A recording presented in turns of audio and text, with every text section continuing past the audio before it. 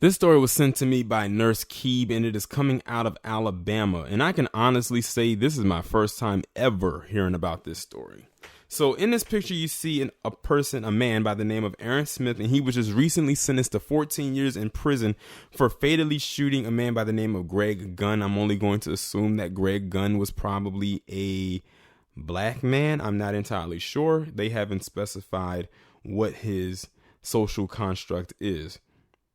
But notice that whenever they want to sentence a cop, usually a lot of them are not over the years of 20, with the exception of what's his face, Dirty Dick Danny. That's one of the rare instances where a cop gets that length of time. But of course, he didn't kill anybody, but he did violate many people's rights and privacy on a physical front.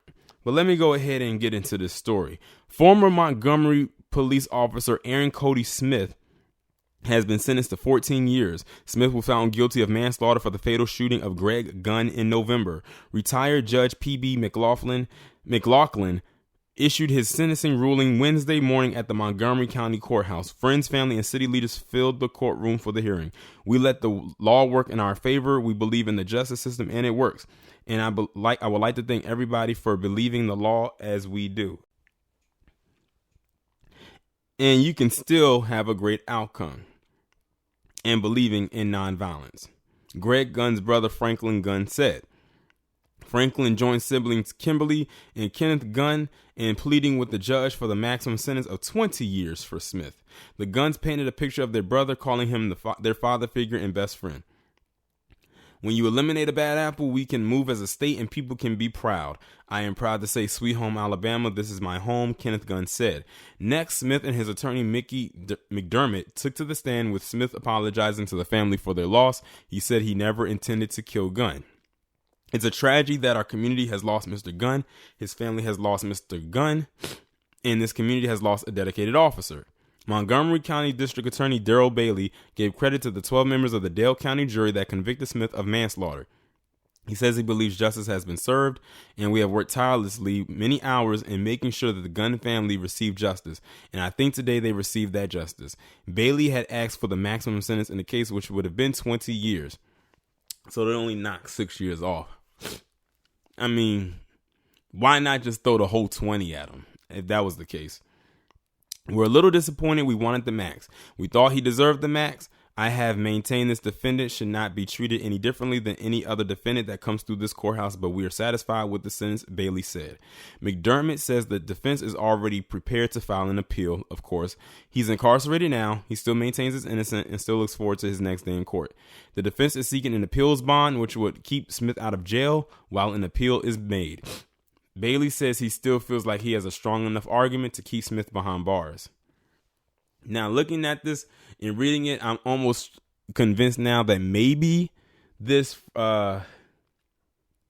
individual he killed was not black, and I don't think he was. But it lets you know. But see how swift they were to sentence this man? Look at when it happened. Let me see. When did this actually happen? Let me scroll back through here. Because the shooting sounds recent, unless they went to court recently. Okay, I see it. It says that he fatally shot Greg Gunn in November, and they found him guilty in their sentence, and they have sentenced him this week. So that was swift. That was quick. Now I believe that this person wasn't black. Now I believe that this person was definitely white. Because look at how fast they did this. It was very fast. With us, they would have dragged that case on for a year or years. They only did this for months. And he fatally shot him in November. It looks like it went to trial probably. I don't know when in November it happened, but let's hypothetically say it went to trial in December. No, not in December. And then they found him guilty, and now they got him sentenced. See how fast that was? They did that like in 3 or 2.5 months. But with us, they would have to drag this out. Like, look at the whole thing with Sean Urbanski. He was found guilty for the murder of Richard Collins III in December from a crime he committed all the way back in 2017, and they not going to sentence his ass until April. See what I mean?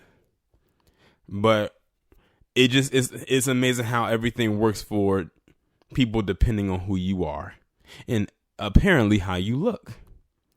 But y'all let me know what y'all think about this down in the comments. Like, share, subscribe. Make sure y'all follow me on Twitter if you haven't done so already. Have your notifications turned on. I will talk to you in the next one. And something else I noticed. Notice he got 14 years. 4 more years than Amber Geiger got, and I'm willing to bet that they are not going to get that appeal.